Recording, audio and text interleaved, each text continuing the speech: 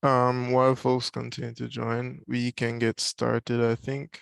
Are there any new faces today that anyone would like to introduce themselves?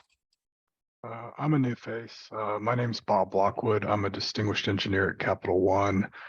We are in the process of trying to figure out if we can move to Buildpacks and Paketo, Buildpacks in particular. And so we'll probably start getting engaged in this community. Awesome, that's great to hear. Welcome.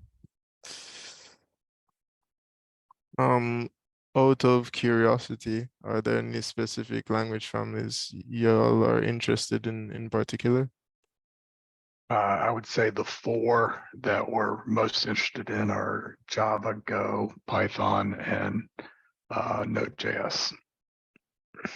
Gotcha. Yeah, those do tend to be the big four.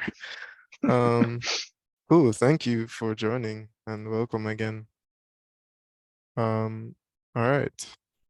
I don't think there are any other new faces, so we can hop into outstanding RFCs.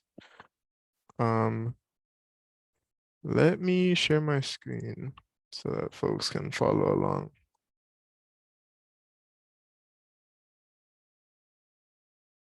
Can everybody see the working group notes right now? Yes. Cool. Just get y'all back. All right.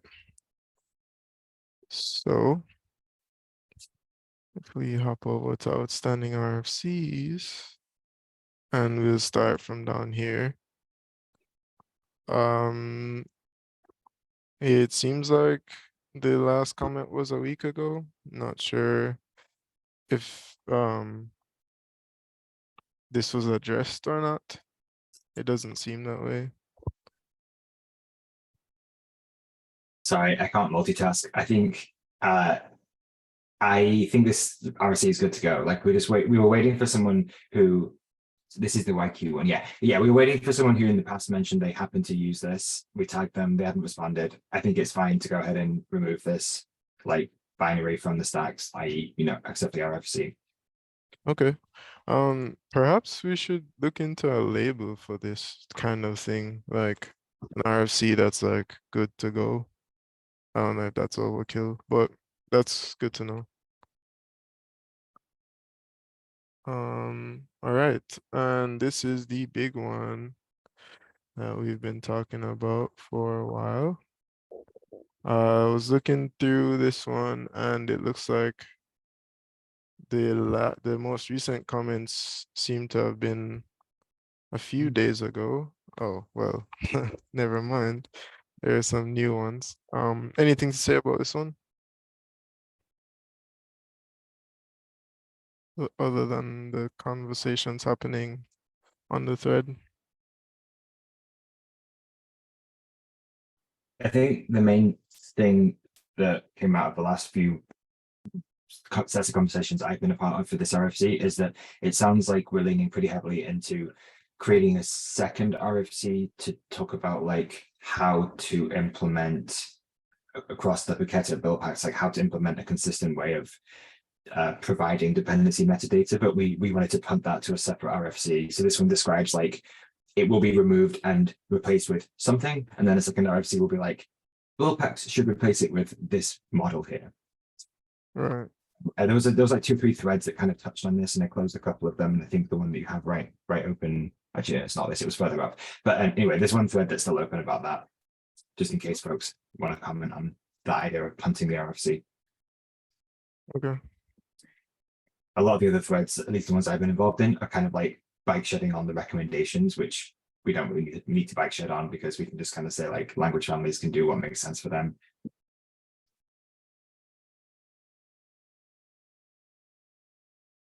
Okay, so I haven't read the comments in depth yet, especially these last ones, but um the other RFC, do you think that matters whether or not it happens concurrently with this one or after this one? Does this one need to be ratified before that one is made?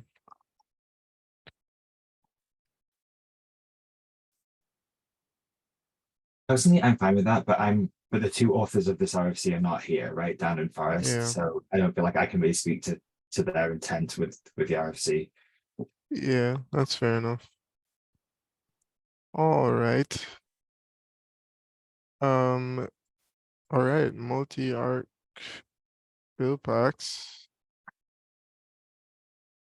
Looks like some healthy conversation over here. Anything to talk about here?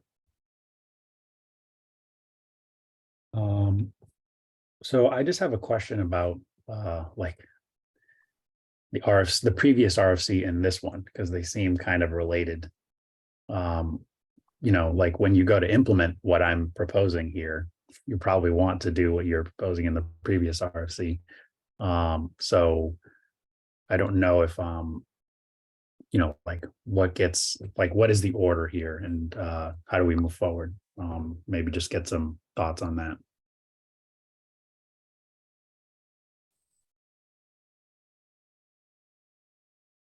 Or maybe I Yeah. should just put a comment in there and link and ask that question. I mean, anyways, just go ahead. Yeah, sorry. I was gonna say I asked this question of the steering committee, which is Forrest and Dan, neither of which are here at this meeting today. And I know they're aware of it, right? And I think it's not to like shirk responsibility, but I kind of think it's the steering committee's responsibility to like orchestrate the dependent RFCs and make sure that like they're getting merged in an order that makes sense, or like the one that comes second references any changes that came in the first. But they're aware of it. I think if you want to link to it, that's fine. I don't think there's much in this RFC that would be invalidated should the other one get merged first. Okay. All right. Yeah. So I guess like it's the idea we're proposing here. We're not talking about implementation necessarily, right? Right. The RFCs describe like a desired change to the state of the world. As long as the desired state of the world is consistent with an RFC that has already been ratified, then that RFC can be ratified. The implementation order of the RFCs doesn't have to be the same order they were ratified in. Okay, cool. Yeah. So I guess the last thing I'll say is I have I've created a multi-arch builder, and I'm going to create a multi-arch build pack, kind of like fully baked example. And I'll put this in the comment in the RFC so that people can see, you know, like an entire kind of like solution. But yeah, I mean, I think other than that, once I have that done, I'm not sure that I have more to add. And if people don't have anything to add, I guess just let me know, you know, what would be the next step there. Which Cool. builder are you going to build? I mean, is it going to be base? So I created my own jammy based builder. The reason I'm doing this is because I was also testing the upstream changes in pack for like the target operating system and architecture changes. So I've kind of like created my own, but I could easily take if the Paketo base images are multi-arch, I could easily do the same thing and create a multi-arch builder from those base images too. So I'm happy to do that, kind of like to test stuff if you want. I don't think they are multi-arch yet. I mean, you're talking about the jammy stack? Yeah, like the build and run images. Yep. Yeah, I don't think it is. Yeah, I don't think they are multi-arch yet. So okay, so we should start by that then. Yeah, Yeah, obviously. that's fine. And I mean, like the thing about this RFC is it kind of opens up a lot of things you need to have as prerequisites to really even understand Yes. how to test it. So that's why I already have a lot of it done, and I hope to just kind of put this in here and have my repos be available for people to look at and play with, so that, you know, you may not implement them the way I do, but it's the idea, you know, here's from start to finish what I'm envisioning. So I'm almost at that point. Super. Very eager to test out. Cool. Thank you. Yeah, thank you. Cool. Let us go to Bionic End of Support RFC. Yeah, sorry, I'm trying desperately to type and talk at the same time, and I can't do it, which is why I don't normally take notes. So yeah, so this is RFC. I think I can't remember if I added it before the last working group meeting, so I'm not sure if this is the first time we've technically talked about it. But I mean, this is something we've all talked about as like a group. It's not a surprise to anyone, but I realized we didn't actually have like a formal document describing like the process by which we will stop supporting Bionic at the end of this month.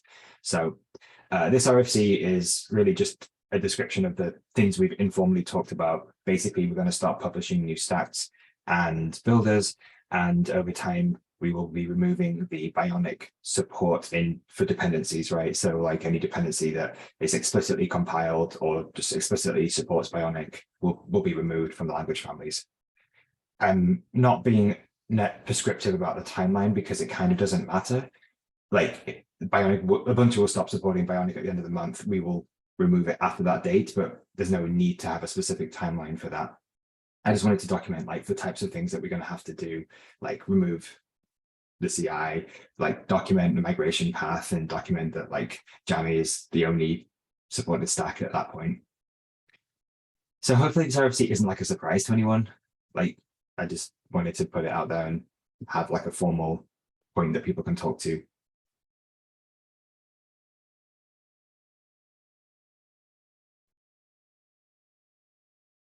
All right. Any comments on this one? Doesn't sound like it. This one I think is newer. Ooh, let me go back here. I think I know why, because it has been renamed. Sorry. All good. We'll just do it this way. Yes, thanks. That's cool. Yeah, I will update it. So yeah, yeah, I can just give you a quick summary about what this thing is. So it has been needed somehow, but sometimes you want to change the file permissions for the basically for the run user. So this need is coming from changes of UIDs introduced in Jammy, where actually the build user and the run user are different. So it's definitely a good security idea to do this, because basically it means that the run user has less permission. So this is a pretty good practice to do such things, reduce the attack surface. Fantastic. Except that there are some build packs, some applications that whenever they run and start the process will want to create things. And of course, in order to create this process needs to have write permissions, for example. Even worse, sometimes there are some build pack application that will actually only have the execute bit set to the user that actually unzipped the application. In that case, that would be the build user. And unfortunately, the run user will not have the execution bit set. So that's another issue that was met with people using, for example, the DZip build pack. So this is the problem. The suggested solution here is the chmod build pack. The chmod build pack would actually have its build order as last, and it would actually read some configuration from an environment variable or a file, where we would set all the permissions that we would like to apply to the application workspace. So basically, all your build packs would actually build, and at the end, this one would come in and basically change some file permissions. That's the idea. Of course, that sounds like a workaround, because I think it is. I didn't add to this RFC yet, but I did some very basic implementation of that in my personal repository. So yeah, basically just do some chmod, and that works fine. That's nice. So yeah, this is what it is. It's basically, it serves as a workaround Buildpack to help you out when the stack, the run stack basically prevents the run user to do things. Now, of course, you could also argue that it's basically a bad thing to have application write things inside the container file system.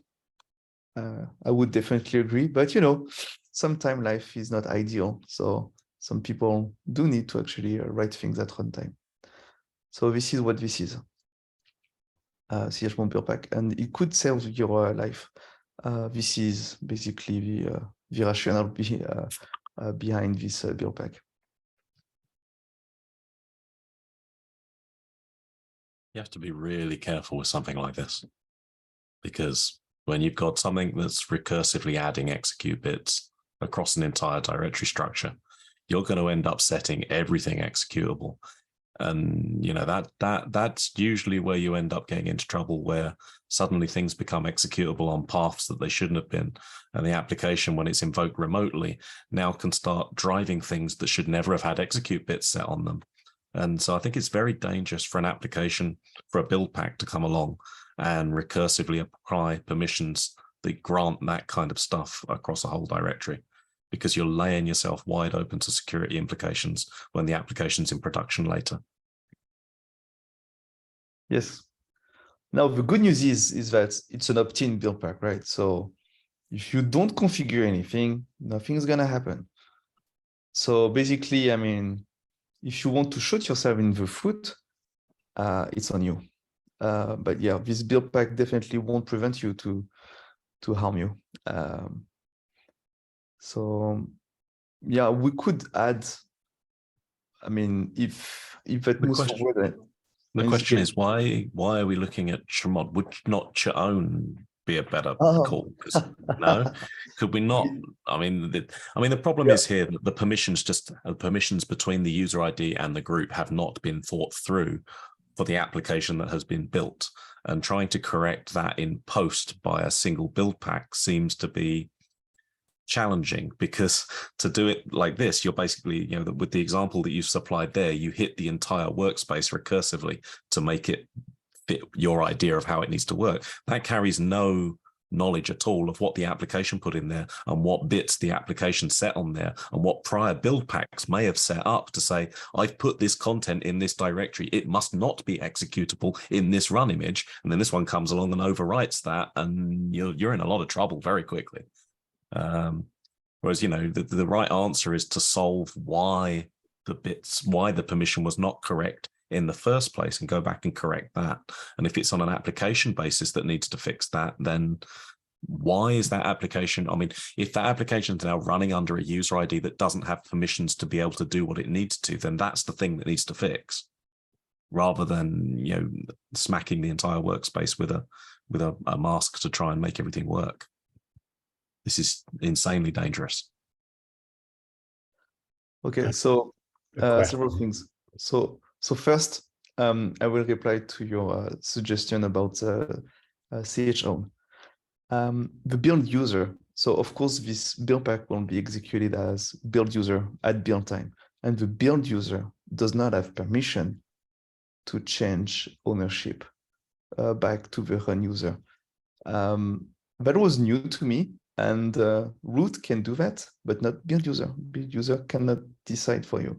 So this is why, at first it was named the chmod chown build pack, but then we found out, oh, damn, no, it's not possible. We can't chown. So this is why just chmod. Then for the other concerns that you raised, yeah, that's definitely debatable. I totally hear what you're saying. Yeah. My only line of defense in quotes would be that, once again, it's opt-in. It's up to the user to do crazy things. Now you could say that it doesn't belong to any builders, and it could just, stay in my personal repo, or I mean, out of Paketo Buildpacks, this is definitely debatable. So I'm sorry, I have a question about the user permissions. So it sounds like you're setting the user permission for the build image different to the run than the run image. Am I saying that right? Yeah, so with the jammy stacks, the default Paketo jammy stacks, right? If you're making a custom stack, you can do what you want. But the stacks that the Paketo like group supports, the jammy stack, the user ID for the build image is 1001, and the user ID for the run image is 1002, I think. And they share the group ID of 1000. In the Bionic world, the user ID for both build and run was 1000. So this is kind of like a change that we introduced with Jammy. This was to conform to an upstream RFC in the Buildpacks project that said, like, basically we recommend anyone who builds things that conform to the Buildpacks spec use different build and run IDs. So that's why we made that change.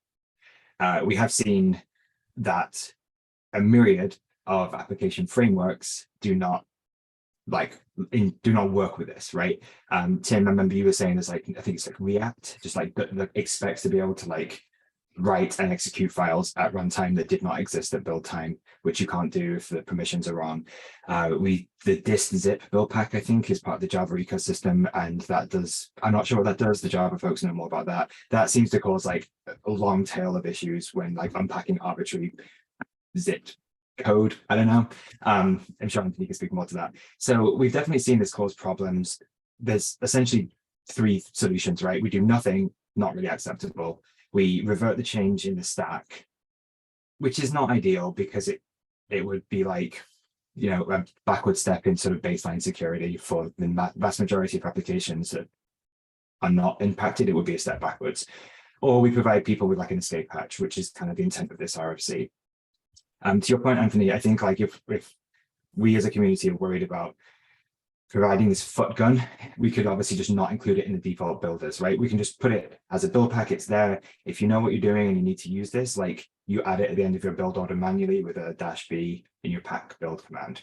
Maybe that's a compromise if we're worried about making this easy. We can also make sure that it's very, very explicitly opt-in. There's a bit of comment in the RFC about whether it should auto-detect in the presence of a certain file. Maybe we say no, you have to provide environment variables as well. So maybe we put like a belt and braces or belt and suspenders approach, depending on your vernacular, as to make sure that this is very hard to opt into. Ozzy, does that help with some of your concerns? Yeah, I mean, I would never want this to kick in automatically based on the presence of a file alone. This would that I think that my fear is this is supposed to be built around the type of examples that are used with it and the level of education that's required in order to avoid basically very, very nasty production issues coming back to bite you and somebody saying, I built this with Buildpacks. I thought that was a best in class. I thought that this thing was trying to help me build an application that wouldn't be, you know, blah, blah, blah. And here it is with the Buildpack that basically undid all the work of the previous Buildpacks that did understand permissions by smacking them with a hammer. And that's out. That cannot be part of Buildpacks on anyway, because otherwise, we will just lose everybody when realize what happened. But I think, yeah, I understand there's a purpose for this, but if it's impacting individual language runtimes because of this, then I just wonder if there isn't a better solution to fix those runtimes so that, you know, they do share the same ID rather than, you know, being forced. If those ones historically have required the same IDs to be able to work, then, you know, if it's the case that every application that runs across those kind of runtimes, those frameworks needs that, then we shouldn't be forcing those to somewhere else, because that's just going to break them forever. And then trying to fix them afterwards with something like this and requiring somebody to fix them afterwards, something like this feels worse than reverting the change for those runtimes. And if we can't revert per runtime, then we have a bigger problem. But I think we were talking about per language builders a while ago, so there might be some options in there to try and make things cleaner for the places that don't work. I can understand that languages like some languages might not care. There's a lot of stuff out there. There will be vast numbers of applications building using those build packs that just won't care about the user ID at runtime being different because they don't modify the container, all the rest of it. But when you go back to stuff like Java, historically, that's always been run on a system rather than in a container. And people are just now getting around to the idea of containerizing those applications, but they carry legacy with them. That means they've got these kind of things deeply coded inside them. And so we got to be able to deal with that in a way that's better than, here's a hammer, shoot yourself in the face with it. And I do mean that mixed metaphor intentionally. We've got to be able to do better than that for customers who are on languages with frameworks that are difficult. I have a question here. Like, this change was made in the Jammy stack, but like, shouldn't there have been, or should there still be an RFC to talk about this user ID thing? Because it's already impacting. Like, if you're having to create this build pack to deal with this, isn't that worth a discussion? I mean, I certainly have opinions about this. I think everyone on the call has opinions about this. Sure. Yeah. Like, maybe that's a good conversation that we can externalize in an RFC.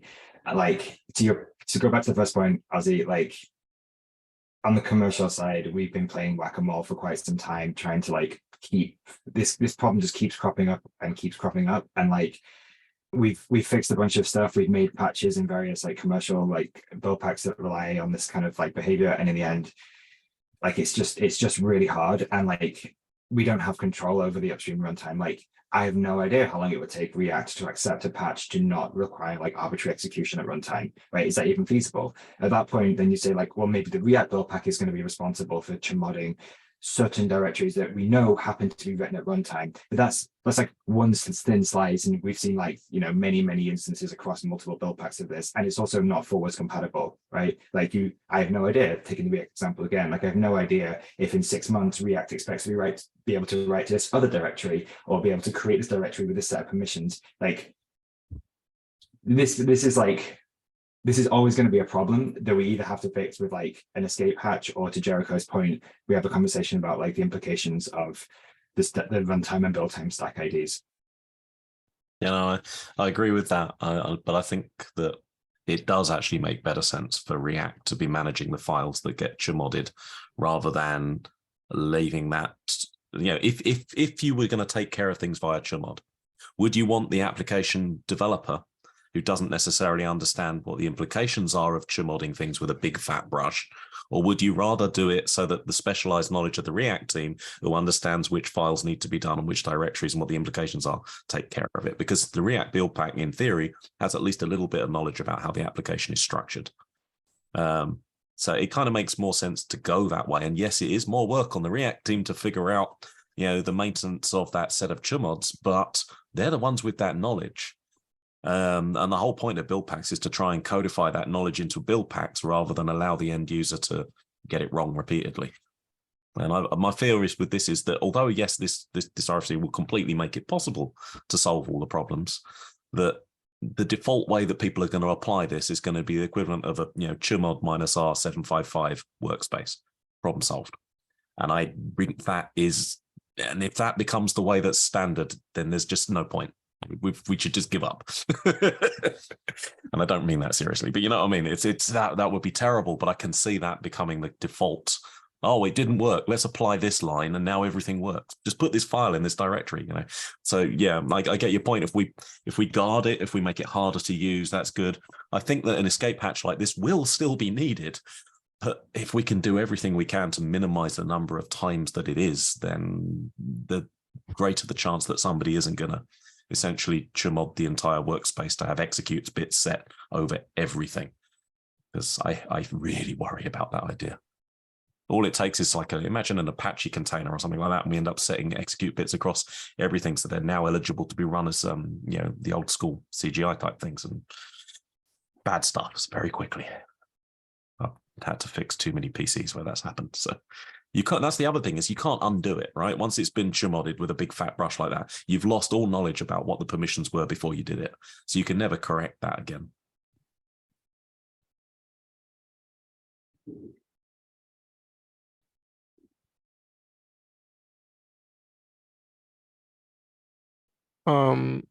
I heard mention of like an RFC to discuss this further.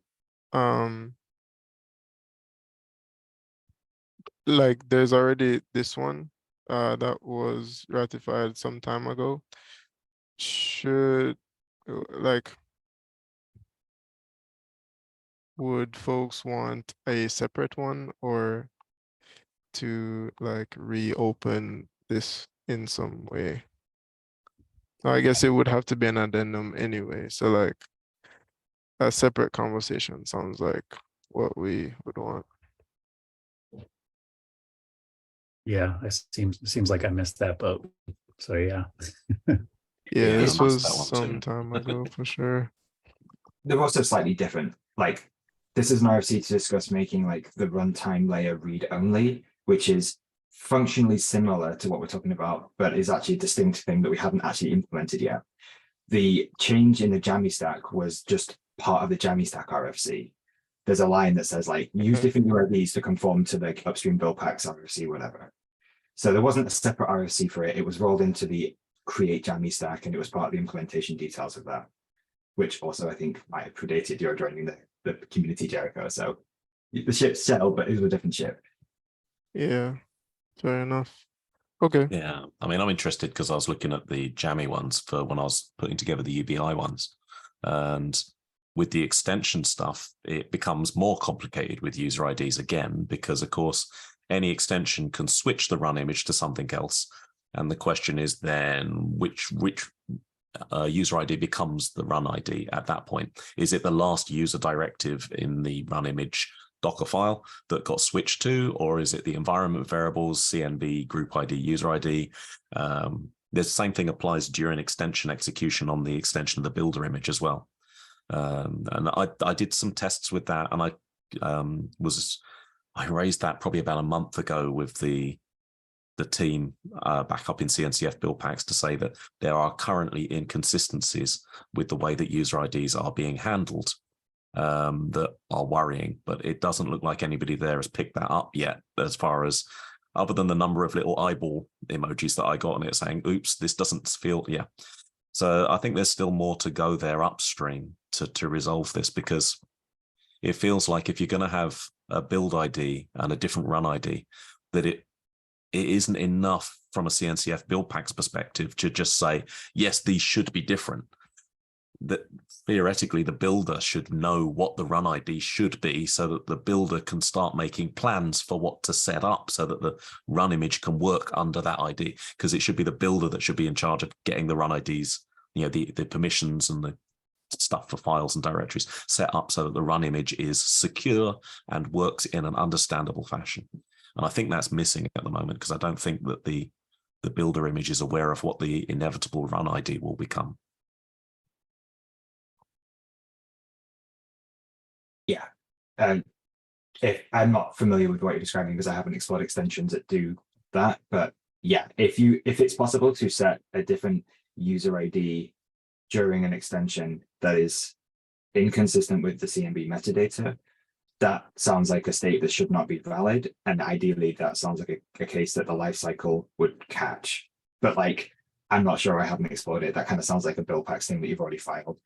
Yeah, because you run into the same thing when rebasing as well. Because if you were to rebase an application to a run image where the run image had a different user ID for the run ID type thing, like the last user directive there set it up to be something other than, say it's set up to be 1500 for the run ID, would the application still run when it actually booted?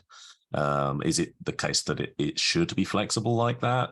What's the difference if the user ID that is the current ID for the container is different to CNB user ID in the environment? Which of those should be winning?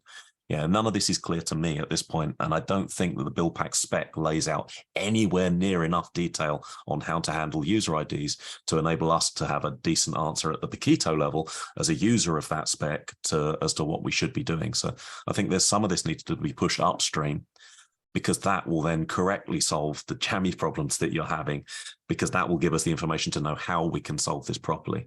In the interim, yeah, Chmod Buildpack it's not good, but it's, yeah, slap a big warning around it and put enough red tape on it, and I think it'll still do the job. Yeah, so I was going to say that it might be helpful for you, Ozzy, to put your comment your concerns here on the RFC. If you just to establish a paper trail of that. And if the resolution there is still that it's okay if we just put enough warning signs around it, then feel free to include that as well, and we can mark that as resolved. But I think it would be helpful to have that there for future reference. Yeah, will do. Cool, thank you. All right. Sorry, is there anything else on the Chimod build pack for now? Or all right, doesn't sound like it. Cool. So let's get into CNB updates. I don't have any CNB updates to share personally, but does anyone else know of any that they would like to contribute? All right, Yeah, nothing new yet. cool. And project updates, I don't think there's been a ton new to update folks on. Yeah, I think the last major things we've already talked about, like the was it static builders? That was a while ago. I don't think there's been any major developments since then. On the subject of the static stuff, Forrest and I think this is since last week, I can't remember honestly, but at some point recently, Forrest and I managed to demonstrate that the Go build pack can build statically compiled apps on top of the static builder. You just need to set a couple of build flags, basically make it static, right? Tell the Golang toolchain to build a static build, and then it just works. It's not, we haven't done any work to make it work out of the box, configure those environment variables automatically, etc. But just in case anyone's interested in that, Go is a pretty common language for people to want to build statically, and you can do that. Cool. I think that is it for project updates. So I'll open the floor now for anyone who has open mic questions or discussion topics they'd like to field.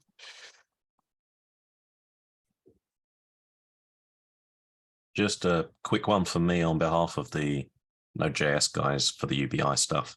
I know their PR to PR in their initial content is still pending merge. I know it's got one approve on it at the moment, but I'm not quite sure what the holdup is on getting that merged in. So it might be worth, if there's anybody here from the Node.js team that can have a quick peek at that and see why it's stalled, that'd be great. Yeah, I think I'm pretty sure I was the one who put the approval on that. Yep. It's this one, right? Yep, the initial code drop. Yeah, I think I'm just going to go ahead and merge this. Awesome, thanks. I'll do that right now. I Yeah. was waiting for more input, but I think it's been long enough, so. Brilliant, thank you. Cool. Anything else? Just wanted to say that on the Java side of thing, we have a couple of merge requests merged already. So it was basically me sending the PR and Daniel merging them. It's about usability, basically. So the first one was opened a long time ago. It was about the GraalVM native image build. So native image by default will try to fall back if there is missing information, if there is missing instrumentation information. So basically, if it cannot succeed, it's going to revert to a mode where it's going to produce an application without a JVM. And then it was pretty bad because the user could think that it was a success, right? Because at the end, it returns 0, even if it fall back. It fell back. And yeah, so basically the PR was about, and actually it's merged now, was about to add the -- no fallback option by default, so that instead of falling back by default, it will basically send an error. And will help the user notice that, oh, there's something wrong with the instrumentation of the application. So this is pretty cool. And it's not only for Spring Boot, actually, it could be for any web framework having the native image Buildpack play. So yeah, I guess it's a good enhancement for all of them. And then there's also something from Spring Boot 3.1 that is coming up. So it's a new feature that they are adding currently that is a manifest entry that basically says, oh, you should actually just use native image. So basically it's a hint for the Buildpacks to understand that it's not a JVM app that we want, but rather a native image app. So yeah, integrating this this change so that, you know, automatically, instead of having the user specify yet another environment variable, we will guess automatically thanks to Spring Boot manifest entry. So that's that. There's a third one I can't remember, but you know, those are basically nice additions so that it's less painful for Java users to actually add all this kind of information. Oh yeah, there was another one that was pretty cool. I think this is the third one that I was mentioning, is about for the Maven build pack, being able not only to rewrite the full build argument, but instead add arguments and add profiles.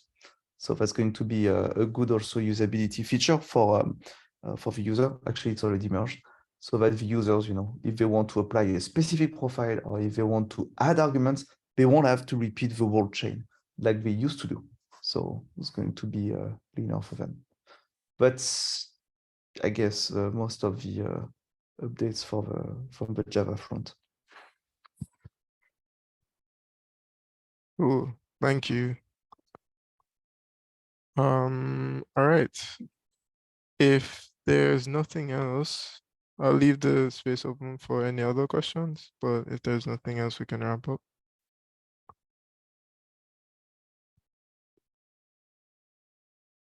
All right. Doesn't sound like it. So I think that is it for this week's meeting. Thank you all for joining, especially the folks who are new. And we look forward to working with you all. And I'll see y'all next week. Thank you. Bye-bye. Yeah.